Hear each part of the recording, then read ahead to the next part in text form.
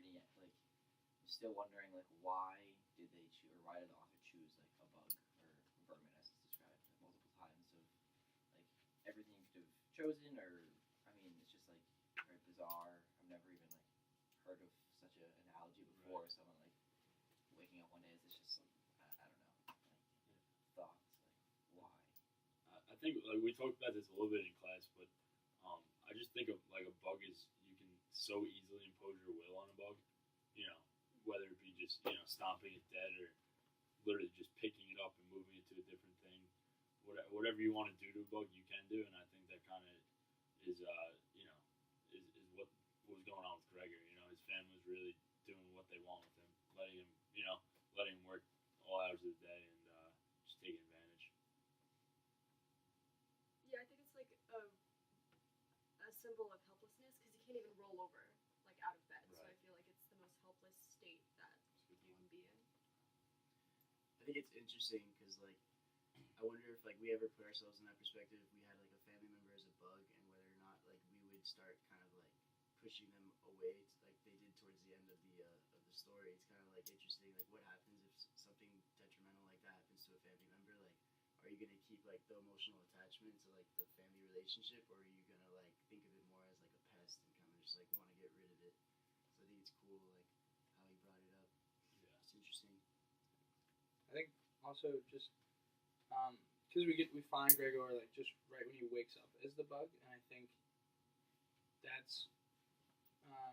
that's really powerful in that like we have that side perspective of how everyone else would treat a bug, but just to wake up with that feeling, I think is really would be really detrimental for me at least. Waking up and not being like you said, not being able to roll over, just not having, but just being completely different. And there's no experience that we ever really have where we wake up and we're completely different. You wake up refreshed, or like you could wake up and you're, I don't know, tall. You don't automatically wake up like taller or like older or anything. It's all gradual, but this is so fast. This happens like just so quickly to him, and just to wake up like that is just really like really scary. Just to be able to walk through his reaction of what that's like. I just don't understand. Then like he just kind of calms down and is ready to go back to work. So it's strange. He doesn't quite act like we would expect him to or want him to. Yeah, you can go first. I was just gonna say, I kind of wonder why the author chose to like play it out that way. Yeah. Because even from the beginning, he was so like calm. He was just like, "Oh, I look like a bug, whatever. Like, let's go on with my day." And I kind of wonder if that has to do with like his like passion and love for his family to like provide for them, or if it's just like maybe he's felt like a bug. If that makes any sense, like being stepped on and everything for such a long time that if he woke up looking like one, he wasn't very surprised. That's what. Sorry, go.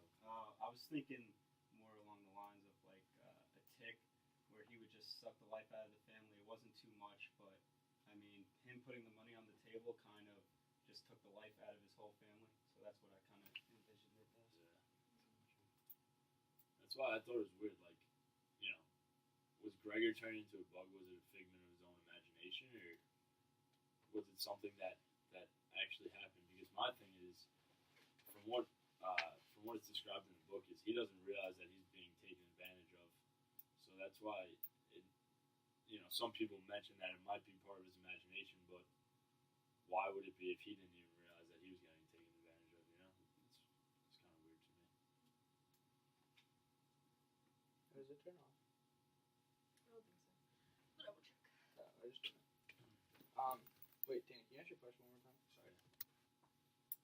Yeah, no, I was just No, we're good. what I was saying was like I like was this part of did Gregor actually turn into a bug or was it a figment of his imagination? Because I find it hard to believe that it'd be a figment of his imagination when he doesn't even realize that he's getting taken advantage of. Yeah. It's all described that he's getting taken advantage of from the narrator, but he doesn't actually really seem to have too much of a problem with working for his family and his family's debts, at least. I think he did actually turn into a bug, and I would say that because I think like Kafka tried to like choose like this like extremely out there kind of it's obviously like fictitious, but like it's like reinforced that like he basically was a bug before he turned into a bug for his family. They would step on him, they would walk all over him. Like he would, work for so many hours for really no personal gain other than like the satisfaction, I guess, of seeing his family live off of him. So I think like even it was just like the literal reinforcement of the fact that like now you are actually a bug, and let's see what happens to your family now. I agree with you because I feel like I saw a lot of frustration when it came to communicating with his like family. For instance, like when the sister would come in and like clean up or things like that. I feel like he would try to communicate with her by like moving around or doing something, but I felt like he was just frustrated because he couldn't say anything, couldn't communicate. They wouldn't know what he was doing. He could hear like what his mom was saying and how she felt some sort of sympathy because it was his mom, but like just couldn't say anything. So I think definitely he turned into a bug because like obviously if he wasn't, he probably would have been able to convey a message or something, say something to them. I don't know. I mean, I want to agree with that, but my thing is, it's just like maybe there's just like this really deep metaphor that Gregor is like I don't know, maybe he's like handicapped in some sort of way, where like if you have a member of your family like that, where like they don't know how to understand or articulate properly, and I could like maybe like the family's just having this really visceral reaction to him at this point in his life because maybe he's being extra frustrating or whatever, and I'm only thinking that way. Just probably from the reading, just like there's so much stuff about like mental illness now, and just to think that maybe there was then too, or maybe they didn't have that type of awareness, and so it's brought about in reading and metaphor. And so to think of someone who's bedridden or just trapped, or maybe not as intellectually able as the rest of a family, just what would that treatment look like? And like that may not necessarily be fair, and so much so that this person feels completely unhuman. Is like, and that's the experience that they're having.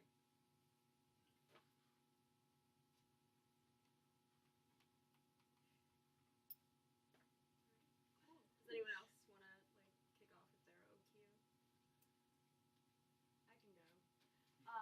So my question pretty much is asking whether or not the family is actually like responsible for taking care of themselves now, or since they have experienced it through the loss of Gregor, or if they're just going to kind of depend on someone else and leech off of someone else, just because of what they mentioned at the end of the book about, oh, like we can find his sister a husband now. So I thought that was just kind of a weird thing for them to say if they didn't have like something else in mind. So that's kind of my question. Like I want to know what you guys think. I think the family actually is going to be fine now. I think they'll probably like survive on their own. Like each of them will have their own jobs. Maybe Gerda will go off to school, perhaps. But like, I think it speaks like the fact that the family's working and like working so much now speaks more to the fact that like Gregor like allowed himself to be walked over for so long because he clearly like never stood up for himself to his family and like said, you all are capable of like contributing to this household, like so you should be doing it. And I think now that like Gregor's eliminated and like they've taken like that the handout was taken from them and they're all back in the workforce, like perhaps maybe Gerda will go get a job and support them, but like I think now like they have to work for it and they're like ready to work for it and they're expecting that now that like Gregor's gone. I just think like that comment that you pointed out of Greta being married off was definitely strange enough to pique my interest of saying like, yeah, maybe they are just waiting to marry Greta off and just have their new son-in-law provide for them just as Gregor did. So I think that maybe them working while Gregor was lost and as a bug and couldn't provide for them was just a temporary fix for them to marry Greta off. I'd say they'd be okay as well because I think that it's just weird because if the daughter gets married to this man, it's just kind of weird for this man to just be like, okay, now I have to kind of provide for all of you. Like it's just kind of like, okay, let's get married. Oh wait, now I have to take care of every single person there. It's kind of embarrassing. I feel like if you have to go up to someone and say like, if the dad's a grown man, the mom's a grown woman. For them to go up to a younger person and be like, can you provide for me? I just feel like it's a little embarrassing. So I don't know. I feel like they're just over that. And they realize they'll be okay on their own. I feel like they can just fend for themselves now. That was Gregor's role though. Like they weren't embarrassed for Gregor to provide for them. I know it's still different when it's your own son, but I thought going along that lines is like kind of the same thing almost. Yeah, well, I mean, they didn't like really respect the son because, like, yeah, they might have learned this lesson of okay, we can provide for ourselves, but it was at the expense of their own flesh and blood. I don't know. I feel like it was like I feel like they might have learned, but I still like think they're really selfish in a way because they don't want to do the work themselves. And it also didn't help that Gregor wasn't, he kind of just kept doing it anyways. He didn't really like stop or anything. Yeah. So it's weird. I'm gonna kind of like combine the questions a little bit because this was mine. So right towards the end, 117 goes something they had never before properly discussed were in fact quite advantageous and above all offered promising opportunities for advancement. I don't understand why they couldn't have done both these new jobs, advance in all those jobs, and have Gregor in the house because he wasn't really that big of a problem. I think it was more of he was just such a pest. They just wanted to get rid of him. They had nothing else on their mind, so they really weren't focused about work too much. And I was wondering what you guys would think. I think the whole book as a whole is speaking to like kind of like greater like societal norms, like challenging what we like accept for like what is normal versus abnormal, and like that's probably like the biggest thing is the fact that why are they working now all of a sudden. I think it speaks to the fact that people are probably like inherently selfish, and parents are like, as you said, are like just very selfish people, and it's kind of frustrating, like knowing that they could have been doing this like for so much longer. And I think that's probably like the theme that Kafka's like attempting to get at is like human nature and like selfishness. And like this like they watch their own son like become into a bug and eventually die, and like there's really like no mourning process, there's no grieving process. It's just like so self-interest and just like bizarre, like so not how I would react, like or my mother, I hope. Yeah. You hope. I hope. Yeah. I have an open question that I want to ask. So aside from the whole family structure, I kind of, after reading Metamorphosis, I kind of felt like Kafka was kind of sending us a message towards the homeless and kind of how like we treat the homeless. And then I started thinking about how much Gregor worked and how like is this homelessness kind of like a thing where you work so hard that you spend so much of your life just working where you're homeless in the sense that there's nothing much else that you really spent your life doing, or is it more like he's sending us a message about how we treat homeless in the society? At first you see a homeless man, you may give him money, and then if you see the same man on the street again, are you going to keep giving him money, or are you just going to start getting annoyed because he keeps asking you and he's just there and occupying your space? So I don't know what you guys thought. Maybe I don't know if you guys thought the same or I had a question similar to that, and what made me, what kind of struck me is that the part where they're waiting or they're trying to unlock all the doors, and then all the doors are finally unlocked, but then no one wants to come in. And I think that's some of your question on how we treat the homeless. It's just that's how we treat, and it's just how we treat people who we think are weird or different. Like we want to know what's weird or different about you, and like why are you this way? Or like why are you gross? Why are you dirty? Or whatever it may be. And then once we kind of figure it out and you're ready to tell us, we're like, okay, that's, and then we don't want to come near you anymore because now it's, you're gross or weird or different because you're homeless, or you don't have a job, or you're mentally ill, or you have no personality or no social skills. So once we kind of peek around that, and once we've mocked it, we're ready just to kind of walk away from it and not want to go touch it again or reach for it again when the person who's trapped in that situation, all they want to do is for you to come in that door. And I think Gregor was experiencing a lot of that because he just wanted to communicate. He wanted his family, or at least someone, to talk to him. He went out to see the violin players and the guests, and the door's open and nobody came in to see him. I think you could relate that to the fact that Gregor was judged as just a bug, even though they knew it was Gregor. And it's easy to judge the homeless person when you get off the metro at Verizon Center or whatever it is, but like you really don't know what's been going on in the dude's life.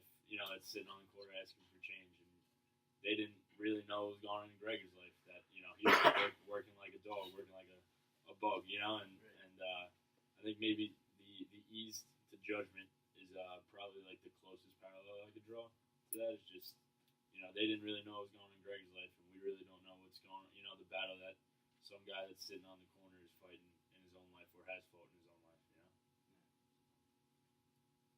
I think all of your examples are like really good, and they kind of reflect our like society nowadays because everyone's so focused on themselves and like trying to succeed and trying to become the best that you can be that we kind of forget to almost like open our eyes and look around and see like what's going on around us or who's around us and the way that we the way that we treat other people. I feel like it just kind of was shown in this book through the family because like the sister even they all started out taking care of him, but then by the end of it you just kind of get so like immune to it that you just don't even think much of it anymore. You just kind of go on about your day, go to work, whatever, without looking back and seeing what's there.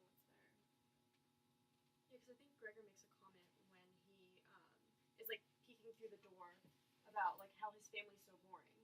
Like he's like, I've been working so hard and I really don't know like the people that are sitting in the living room and they're his own family. So it's just interesting to see like he's been working for these people for the past at least 5 years and he doesn't really know anything about them.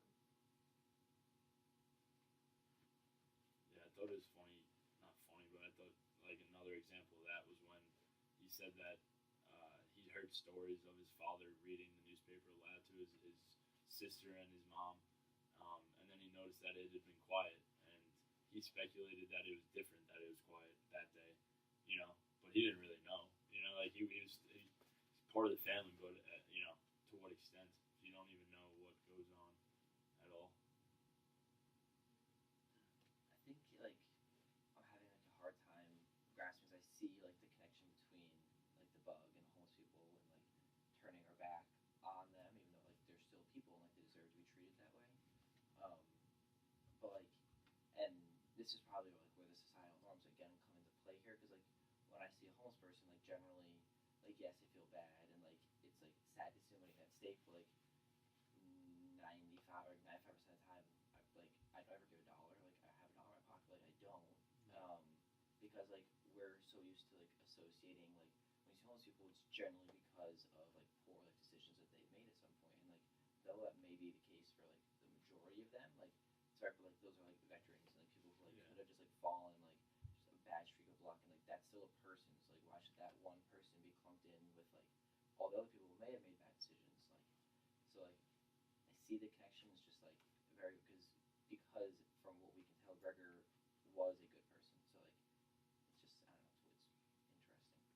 But I think it's interesting what you say about kind of just falling into bad luck. And you mentioned veterans, how like veterans go to war and then they fall into homelessness, kind of like bad luck. Well, if you think about Gregor obviously had terrible luck. I mean, and he worked very hard. So like it's kind of interesting.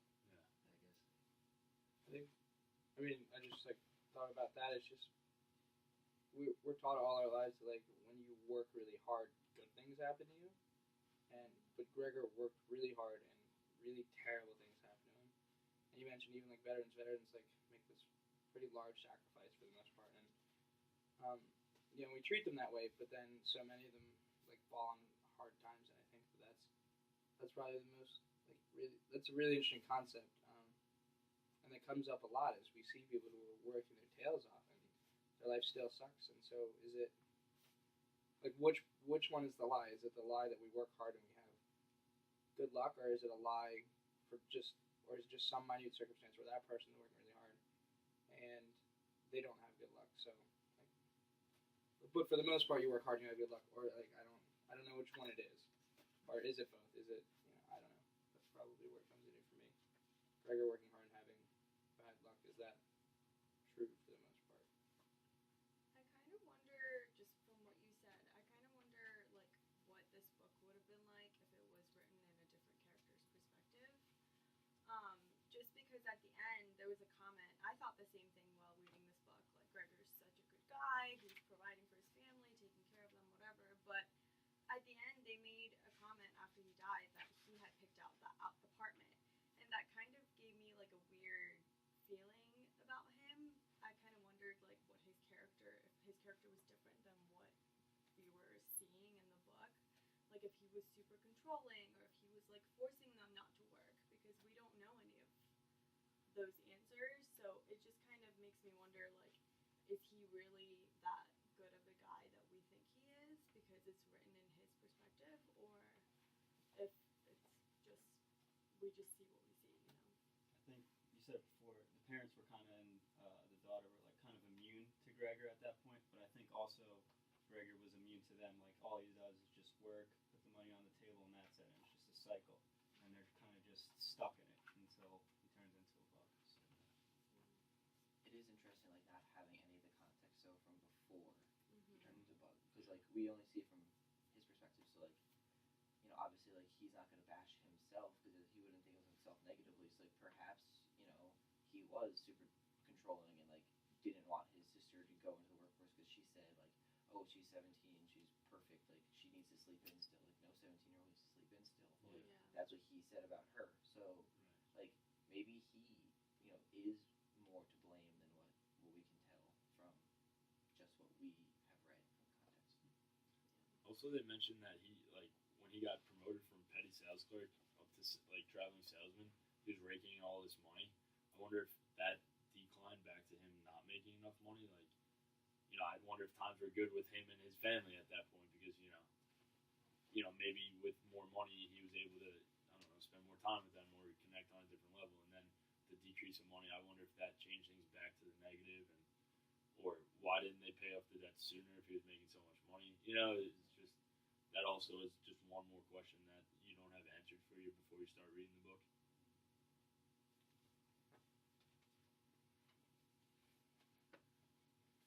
Any other OQs? Okay, well, I'll say mine.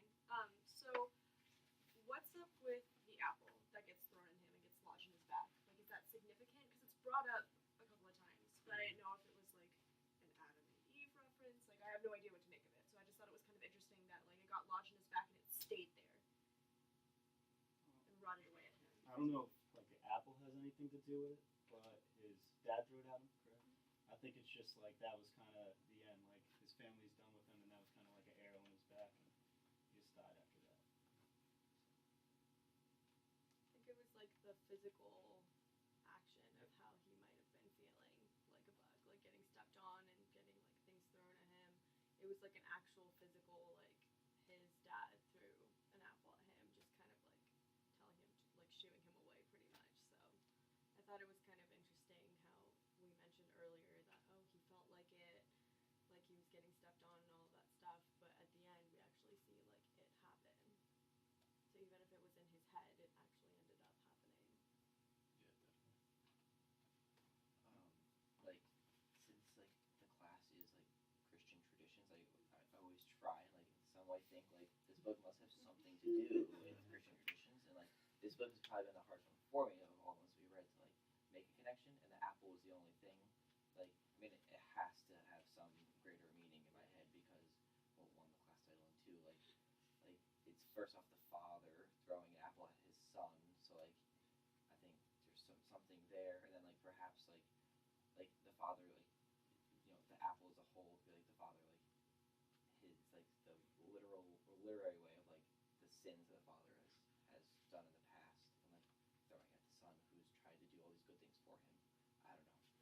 Actually, pretty Yeah. interesting Yeah. because like he dies from it and everything too. So it's like he dies for the sins. The apple represents the sins. Like that's actually pretty. I never. And also going off that just kind of makes me think like, one of the larger things maybe, they're trying to tie at the fact that, money's not all that is cracked up to be. Maybe you should really focus on more of your family.